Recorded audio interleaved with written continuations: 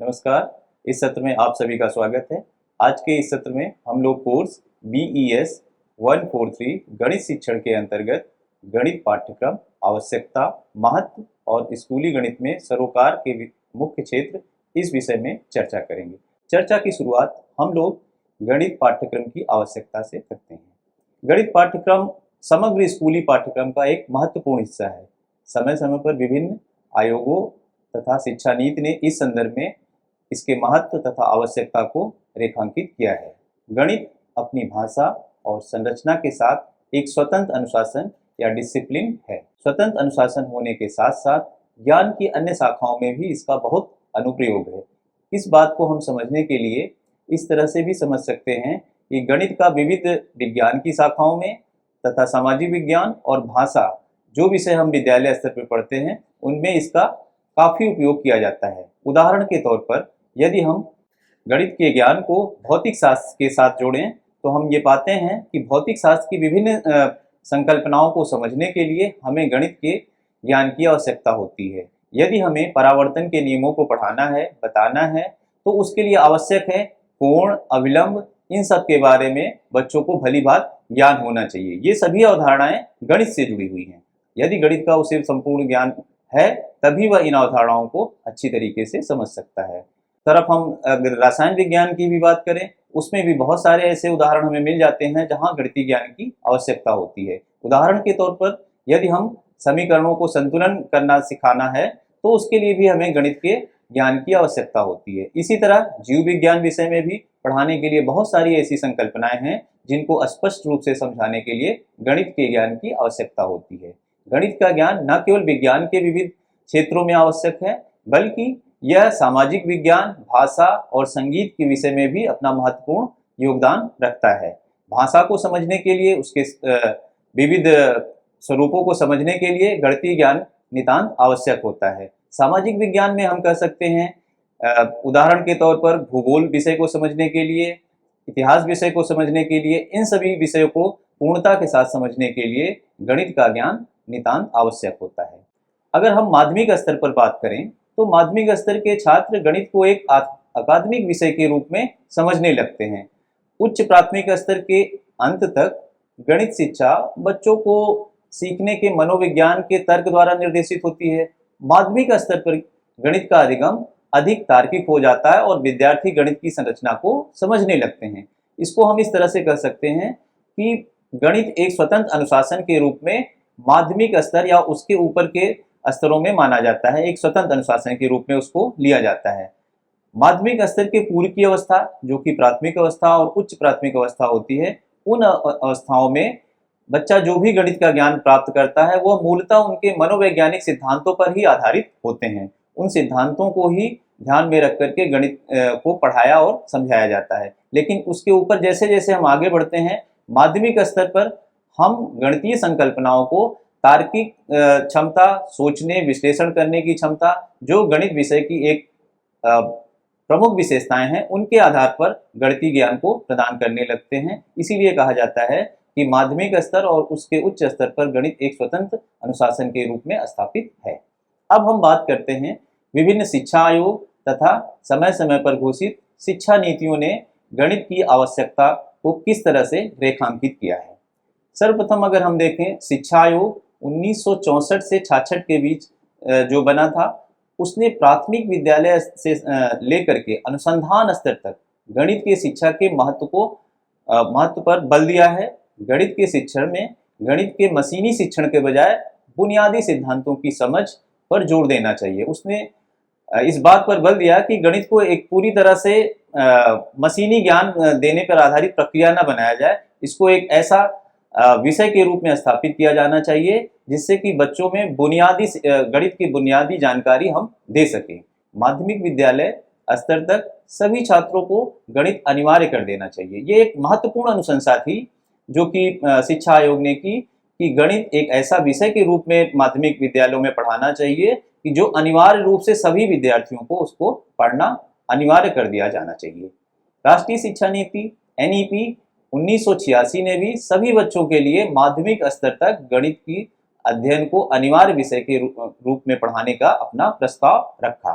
यदि हम आगे बढ़ते हैं तो देखते हैं कि राष्ट्रीय पाठ्यचर्या ढांचा, जिसे हम एनसीएफ के नाम से भी जानते हैं, एनसीएफ 2000 के अनुसार स्कूल में गणित पढ़ाने का एक मूल उद्देश्य शिक्षार्थियों के आसपास के अनुभवों के प्रमाणीकरण के कौशल को शामिल करना है। इसका तात्पर्य यह है कि जो बच्चे आसपास की बहुत सारी ऐसी घटनाएं होते हैं, उनको कैसे क्वांटिफाई किया जाए, कैसे उसको हम एक गणितीय रूप में व्यक्त कर सकें, इसके कौशल को डेवलप करना भी आवश्यक होता है। इस स्तर पर गणित एक सटीक, तर्कसंगत और विश्लेषणात्मक सोच, तर्क, सकारात्मक दृष्टिकोण और सौंदर्य बोध के विकास में भी अपना योगदान देता है।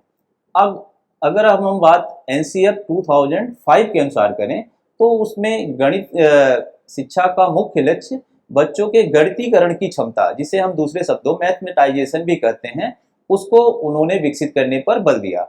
अब हम इस बात पर विचार करते हैं कि गणितीकरण होता क्या है। सबसे पहले इसका हम अर्थ देख लेते हैं, उसके बाद कुछ उदाहरणों से हम गणितीकरण की अवधारणा को स्पष्ट रूप से समझते हैं। हम गणितीकरण के अर्थ को इस तरह से व्याख्यायित कर सकते हैं कि गणितीकरण बच्चों को गणित की भाषा का उपयोग करके किसी भी स्थिति के बारे में सोचना और सीखना, इस पे बल देता है। इसके अंतर्गत चित्र बनाना, चरों को चुनना और समीकरण बनाना और तार्किक रूप से किसी निष्कर्ष तक पहुंचना वो शामिल होता है। ये सारी प्रक्रियाएं गणितीकरण के अंतर्गत आती हैं। गणितीकरण की अवधारणा को अब हम एक उदाहरण के माध्यम से समझने का प्रयास करते हैं। उदाहरण के रूप में यदि 1200 वर्ग मीटर के क्षेत्र के आयताकार मैदान की लंबाई उसकी चौड़ाई से 3 गुना है, तो इसे कैसे गणितीकरण की अवधारणा के द्वारा व्यक्त किया जा सकता है। हम मान लेते हैं कि आयताकार मैदान की चौड़ाई x है। चूंकि ये बताया गया है कि उसकी लंबाई चौड़ाई से 3 गुनी ज़्यादा है, तो उसकी लंबाई होगी 3x। अब हम इसको 3x into x equal to 1200 अर्थात 3x स्क्वायर बराबर 1200 के रूप में व्यक्त कर सकते हैं। तो अगर किसी छात्र को इस प्रश्न के द्वारा वह अपनी बात को इस समीकरण से व्यक्त करने में सक्षम हो जाता है, तो हम ये कह सकते हैं कि उसमें मैथमेटाइजेशन या गणितीकरण का गुण उत्पन्न हो चुका है। दूसरा एक उदाहरण हम और लेते हैं कि यदि यह कहा जाए कि एक माँ और उसके बच्चे के उम्र के बीच में 4 गुने का अंतर है। मान लेते हैं बच्चे की उम्र x है वर्तमान में और माँ की उम्र क्या हो जाएगी, वो 4x हो जाएगी। इसके साथ यह बताया जाता है कि 3 वर्ष पहले माता की उम्र और उसके बच्चे की उम्र में 5 गुने का अंतर है। इन तथ्यों को आप समीकरण के द्वारा व्यक्त करिए। यदि वह बच्चा इन तथ्यों के आधार पर उस गणितीय समीकरण के द्वारा व्यक्त कर सकता है, जिसको कि प्राप्त करके हम वर्तमान समय में माँ और बेटे की आयु का आकलन कर सकते हैं या उसकी गणना कर सकते हैं, तो ये कहा जाएगा कि उस बच्चे में गणितीकरण की अवधारणा विकसित हो चुकी है या मैथमेटाइजेशन का पावर उसमें है। आगे हम बढ़ते हैं। एनसीएफ 2005 ने स्कूली शिक्षा के संदर्भ में 2 प्रमुख लक्ष्य सुझाए हैं। पहला उन्होंने बताया है कि संकीर्ण उद्देश्य, दूसरा उच्च उद्देश्य। अब हम इन दोनों उद्देश्यों के बारे में चर्चा करते हैं। संकीर्ण उद्देश्य क्या है? संकीर्ण उद्देश्य बुनियादी कौशल का विकास, जिसमें कि उपयोगी क्षमताओं का विकास शामिल है, जैसे कि विशेष रूप से संख्यात्मक, संख्या संचालन, माप, दशमलव और प्रतिशत से संबंधित अवधारणाएं और उस पर आधारित संक्रियाओं को करने की क्षमता विकसित करना। अगर इन बातों पर हम केंद्रित करके गणित का ज्ञान देते हैं, तो वो एक संकीर्ण उद्देश्य के अंतर्गत आएगा। अब उच्च उद्देश्य क्या है? गणितीय सोच को विकास में, जिसमें कि हम तार्किक निष्कर्ष, मान्यताओं को साबित करने और अमूर्त को संभालने के बच्चे के साधनों को सोचने और तर्क करने का विकास शामिल है। अगर इस तरह से तार्किक रूप से किसी प्रश्न को वो हल करने का प्रयास करता है, प्रश्न को विश्लेषण करने की उसमें क्षमता विकसित हो जाती है, तो इसको हम व्यापक उद्देश्य के अंतर्गत मानते हैं। अब अगली कड़ी में हम लेते हैं एनईपी 2020, राष्ट्रीय शिक्षा नीति 2020 ने इस संदर्भ में अपने क्या विचार या सुझाव दिए हैं। एनईपी 2020 के अनुसार स्कूली शिक्षा की पाठ्यचर्या और शैक्षणिक संरचना को पुनः आकार दिया जाएगा, ताकि इसे शिक्षार्थियों की विकासात्मक आवश्यकताओं के लिए उत्तरदायी और प्रासंगिक बनाया जा सके। NEP 2020 ने यह सुझाव दिया कि स्कूली शिक्षा के पाठ्यक्रम की रूपरेखा को एक नया रूप दिया जाए। वर्तमान समय में 10+2+3 की पद्धति पे चल रही शिक्षा व्यवस्था को परिवर्तित करके उसने सुझाव दिया कि अब स्कूली शिक्षा के लिए पाठ्यक्रम की रूपरेखा 5+3+3+4 डिजाइन द्वारा निर्देशित होगी। उसमें जो समाविष्ट हैं वो पहला चरण है, मूलभूत चरण है जो 5 वर्ष की अवधि का होगा। दूसरा चरण प्रारंभिक चरण है जो 3 वर्ष की अवधि होगा। मध्य चरण 3 वर्ष की अवधि का होगा। उसके पश्चात माध्यमिक चरण 4 वर्ष की अवधि का होगा। इन चरणों को बच्चों के संज्ञानात्मक विकास के आधार पर छात्रों के लिए सीखने को अनुकूलित करने के लिए डिजाइन किया गया है। आज की आवश्यकताओं के अनुरूप जो वर्तमान पद्धति चली आ रही है 10+2+3 को परिवर्तित करके NEP 2020 ने यह सुझाव दिया कि अब हमें 5+3+3+4 पद्धति को अपनाने की आवश्यकता है। स्कूली स्तर पर गणित पाठ्यक्रम के प्रमुख उद्देश्यों पर हम चर्चा करते हैं। प्रमुख उद्देश्य क्या हैं?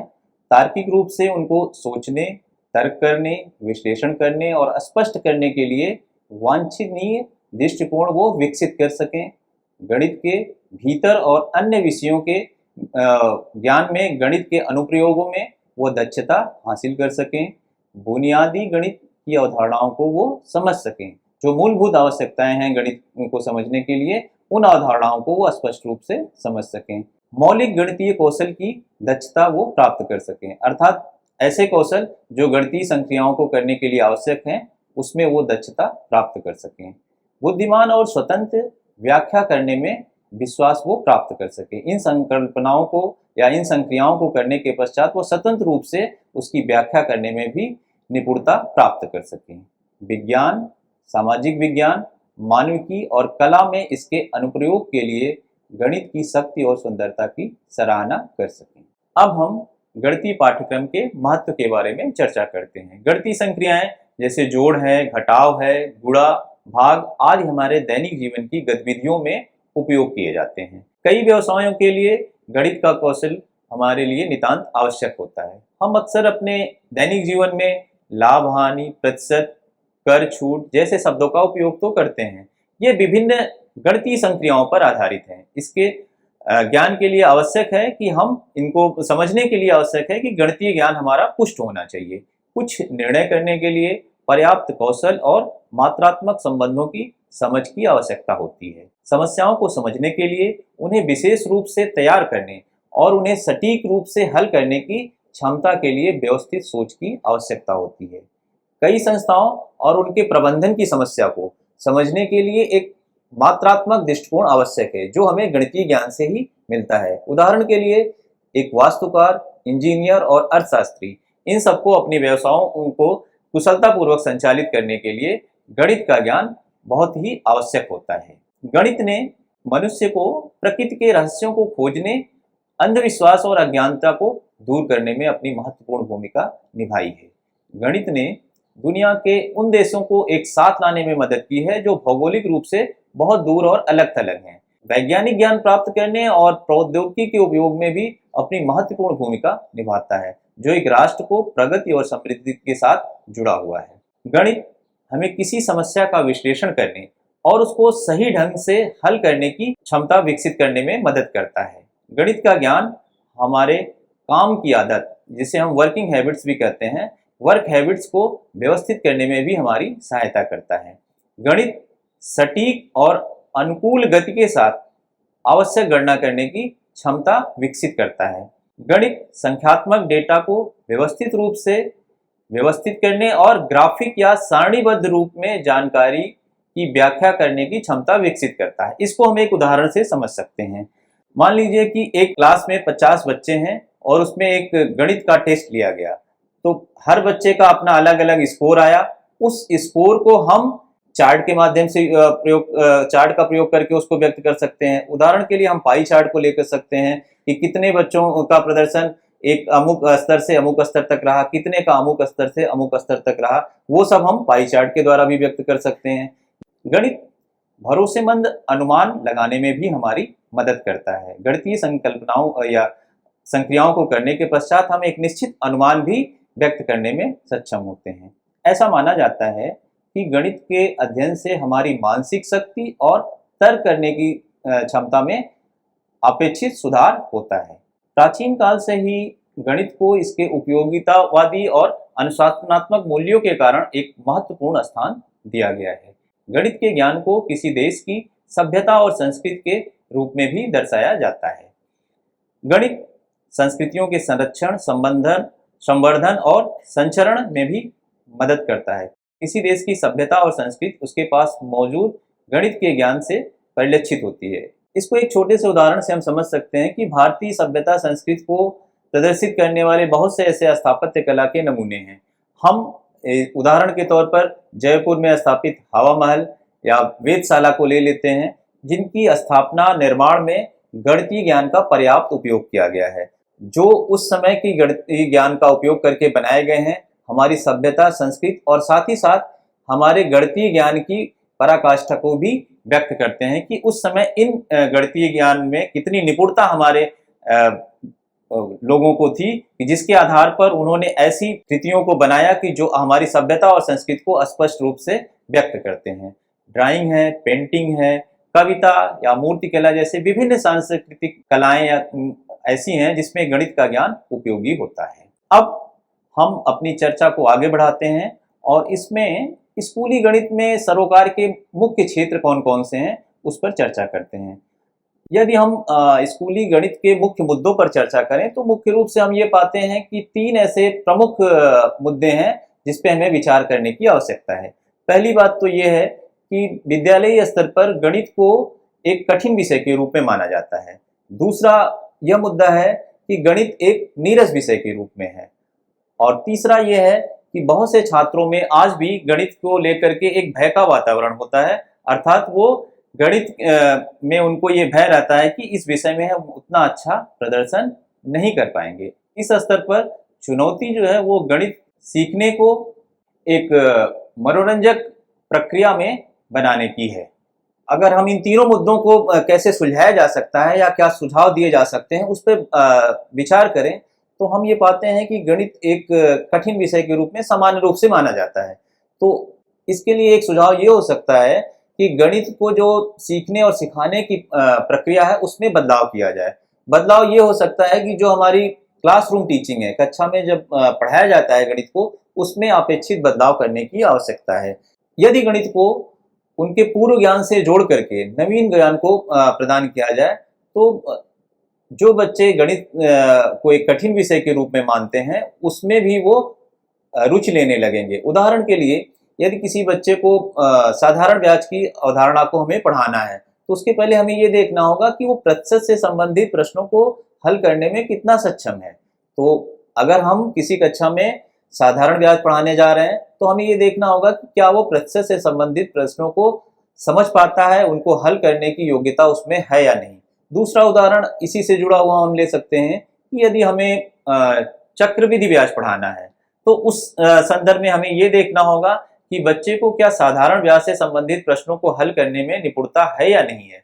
इस तरह से अगर हम एक तार्किक रूप से पूर्व ज्ञान पर आधारित विश्लेषण करके नवीन ज्ञान उसे प्रदान करें तो निश्चित रूप से जिस बच्चे को गणित एक कठिन विषय के रूप में लगता है वो उसमें इंटरेस्ट लेने लगेगा और वो उसके लिए सहज हो जाएगा। दूसरा, जो गणित वो एक नीरस विषय के रूप में मान्यता है, उसके लिए सबसे अच्छा उपाय है कि गणित को गतिविधियों के माध्यम से सिखाया जाए। इसको हम एक उदाहरण से समझ सकते हैं। मान लीजिए पूर्णांकों पर योग की संक्रिया की अवधारणा को हम गतिविधि के माध्यम से बताना चाह रहे हैं, तो इसके लिए हमें करना क्या होगा कि पूरी जो हमारी कक्षा है उसके छोटे छोटे समूहों में उसे बांट दिया जाए और प्रत्येक समूह को पूर्णांकों के कुछ पैकेट दे दिए जाएं जिसमें कागज के छोटे छोटे लाल और नीले रंग के चौकोर टुकड़े हों।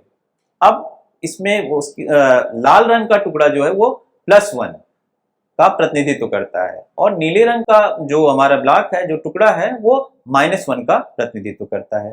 धनात्मक पूर्णांकों के लिए टोकन लाल पक्ष से रखे जाते हैं और ऋणात्मक पूर्णांकों के लिए टोकन नीले पक्ष से रखे जाते हैं। एक ही प्रकार के टोकन को एक पंक्ति में रखें और उन्हें गिन लेते हैं। विभिन्न रंगों के जोड़े चुने जाएं और शेष टोकन जो बचेगा वो हमारा उत्तर का प्रतिनिधित्व करेगा। इसको समझाने के लिए हम इस चित्र के माध्यम से भी समझ सकते हैं, जैसा कि चित्र में दिखाया गया है। लाल रंग, नीला रंग, इनको अगर एक साथ इनके ब्लॉक को रखा जाए, इनकी काउंटिंग की जाए, तो वो जो अगर लाल सभी लाल रंग के हैं तो जुड़ करके उसका उत्तर प्लस में आएगा। अगर सभी नीले रंग के हैं तो उनका योग जो है वो माइनस के साथ आएगा। अगर लाल और नीले रंग के टुकड़े आपस में मिक्स करके रखे जाएं तो जितने लाल हैं उतने नीले हैं, तो वो +1 -1 से वो कैंसिल हो जाएगा। उसके बाद जिस रंग का टुकड़ा बचेगा उतना हमारा उत्तर होगा। सपोज करिए कि अगर हमारे पास 2 लाल हैं 2 नीले हैं, तो ये आपस में एक दूसरे की वैल्यू कैंसिल हो जाएगी +1 -1 से, और अंत में हमारे पास नीले रंग का टुकड़ा बचता है। तो इन सारे पांचों टुकड़ों का योग क्या होगा, वो -1 के बराबर होगा। इस गतिविधि के माध्यम से हम इस अवधारणा को समझा सकते हैं। तीसरा प्रमुख मुद्दा जो है वो यह है कि छात्रों में भय का वातावरण होता है कि गणित को हम उतना अच्छा उसमें प्रदर्शन नहीं कर पाएंगे। इसके लिए सबसे अच्छा उपाय यह है कि वो एक निरंतर उनका मूल्यांकन किया जाए और उसके मूल्यांकन के द्वारा यह देखा जाए कि वो कितना उद्देश्यों के प्राप्ति में सफल हो पाए हैं, और उनके प्रदर्शन के आधार पर उनको मार्गदर्शित किया जाना चाहिए। एक शिक्षक वांछित उद्देश्यों को प्राप्त करने के लिए अपनी रणनीति को तदनुसार संशोधित करके उनको अच्छा प्रदर्शन के लिए प्रेरित कर सकता है। सारांश रूप में आज की इस चर्चा को अगर हम कुछ बिंदुओं के माध्यम से व्यक्त करना चाहें तो हम कह सकते हैं कि गणित पाठ्यक्रम समग्र स्कूली पाठ्यक्रम का एक महत्वपूर्ण हिस्सा है। शिक्षा आयोग 1964 से 66 उनके अनुसार माध्यमिक विद्यालय स्तर तक गणित को सभी छात्रों के लिए एक अनिवार्य विषय के रूप में पढ़ाया जाना चाहिए। एनपीई 1986 ने भी सभी बच्चों को माध्यमिक स्तर तक गणित को अनिवार्य विषय के रूप में पढ़ाने की अपनी अनुशंसा की। गणित सटीक, तर्कसंगत, विश्लेषणात्मक सोच, तर्क, सकारात्मक दृष्टिकोण और सौंदर्यबोध के विकास में अपना योगदान देता है। गणित शिक्षा के संकीर्ण लक्ष्य हैं बुनियादी कौशल का विकास, जिसमें उपयोगी क्षमताओं का विकास शामिल है। विशेष रूप से संख्यात्मक, संचालन, माप, दशमलव और प्रतिशत से संबंधित ज्ञान को प्रदान करना है। अगर उच्च उद्देश्यों की बात करें, गणितीय सोच का विकास, जिसमें कि तार्किक निष्कर्ष पर मान्यताओं को साबित करने और अमूर्त को संभालने की क्षमता को विकसित करना है। कई व्यवसायों के लिए गणित एक अनिवार्य कौशल के रूप में माना जाता है। कुछ निर्णय के लिए पर्याप्त कौशल और मात्रात्मक संबंधों की समझ की आवश्यकता होती है। गणित एक भरोसेमंद अनुमान लगाने में हमारी मदद करता है। गणित सटीकता और अनुकूलन गति के साथ आवश्यक गणना करने की क्षमता को विकसित करता है। आमतौर पर स्कूल स्तर पर गणित को एक कठिन विषय के रूप में लिया जाता है। इस स्तर पर चुनौती गणित सीखने को एक मनोरंजक प्रक्रिया बनाने की है। इस स्तर पर गतिविधि आधारित शिक्षण अधिगम को अधिक रोचक और उपयोगी बना सकता है। धन्यवाद।